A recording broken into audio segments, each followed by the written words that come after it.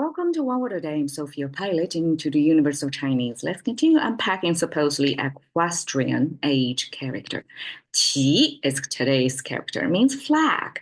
And compared with the weaponries we recently came across, I'm so happy we're not doing that anymore. It's not bloody, but it serves the purpose of a war, which is signaling. Imagine we wave our hands. It's way harder, right? So I can understand why flags was used before we have better communication. Back then, that waving flags can tell you when, where to charge, when, where to retreat, right? So qi, simplified traditional, looks the same, but compared with 2000 years ago, this is a lot more telling. Okay, according to scholars, qi originally is just made of this left part and the top right part. That's it. We don't have these two other parts. Things are a lot simpler. Simply, it's pronounced as a yan, but it's not part of today's lingo anymore. Well, this yan is made of this drapey fabric, kind of like this shape, right? Drapey fabric with a head, kind of trident looking thing on the top. And then the top right part originally looks just like this drapey thing. But because now we have this qi, which is the sound maker inserted later, has nothing to do with flag. It's a food container that used to measure the volume of your crops as a way to pay your tax, right? It's a container put on the table, as visual as that. This qi was inserted to change the sound of yan, and this yan, the top right part, originally just like this, as a flowy and elongated as this, and because it has the qi inserted at the bottom, so it kind of squished to the top. So it's a practical transformation, even if it's unnecessary. So my current theory is it could be this yan at some point in history collided with pronunciation of one of the rulers. And because the language, as well as the language users, serve the purpose of that ruler, and the ruler don't want to hear his same his name was calling out used in a war signaling device, and so ask the literature man to forever change the name of this thing.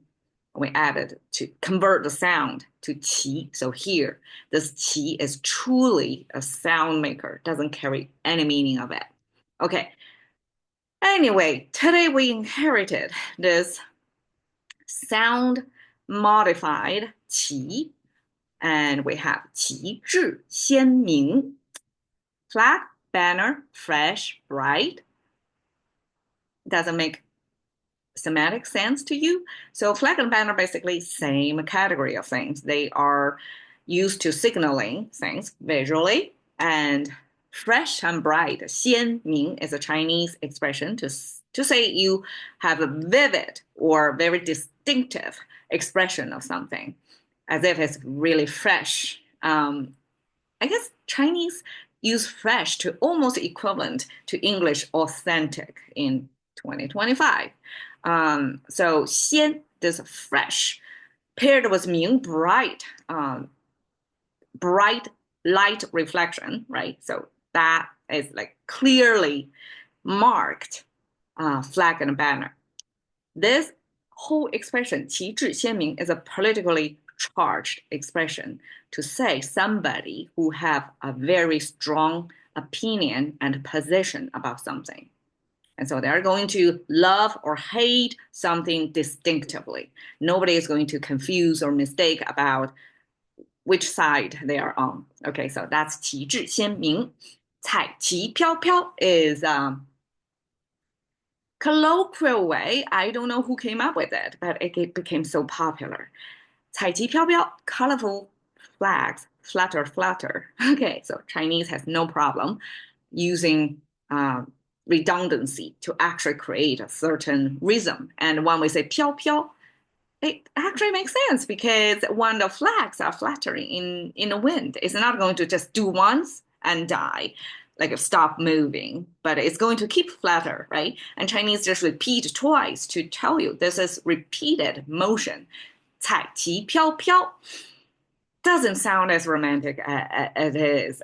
First off, qi came from, it's a war device. So it's kind of a big deal, right? But over here, colorful flags.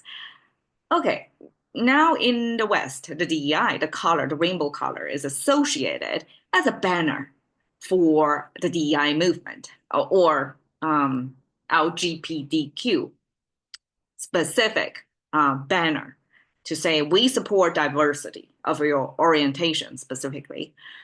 And in Chinese, we use colorful flags, not in your orientation, but in your partner choice. So basically, 彩旗飘飘 is a Chinese married husband specific, it's gender specific.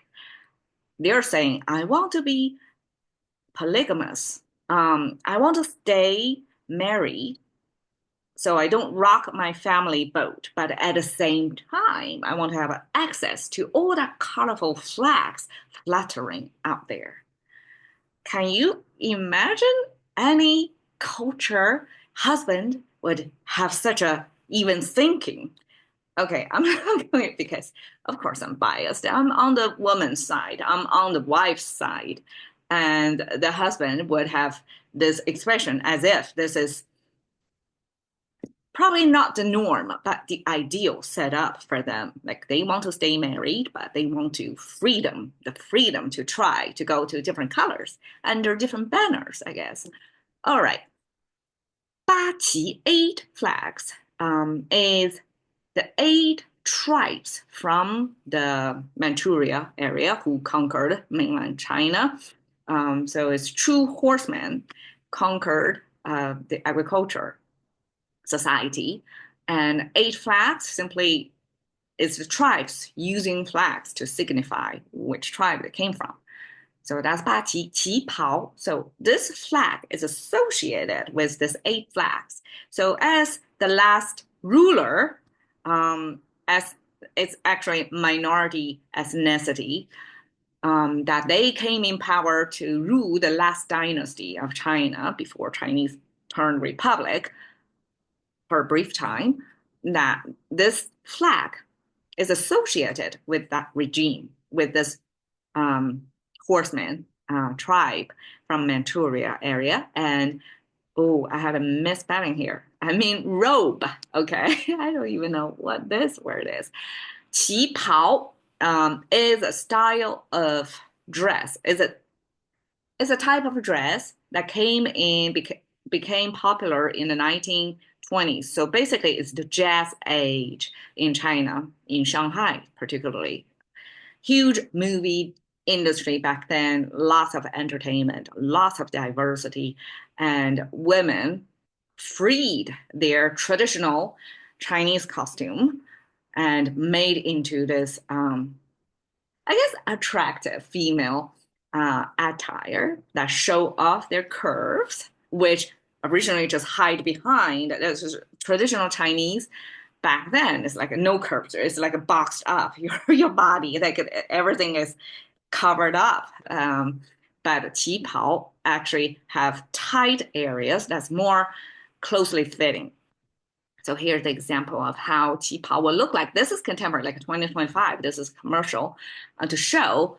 But this is associated then with the feminine beauty from China. And it actually is just 100 years ago's history. And this qi, this they call it 长字门, this type of opening, this neck opening going this way was one of the features, and also the bindings over here. So that's qi. So finally, I'm not showing you any bloody weaponry here. Instead, it's a flag and a beautiful qi pao. Thank you for your time. See you another day.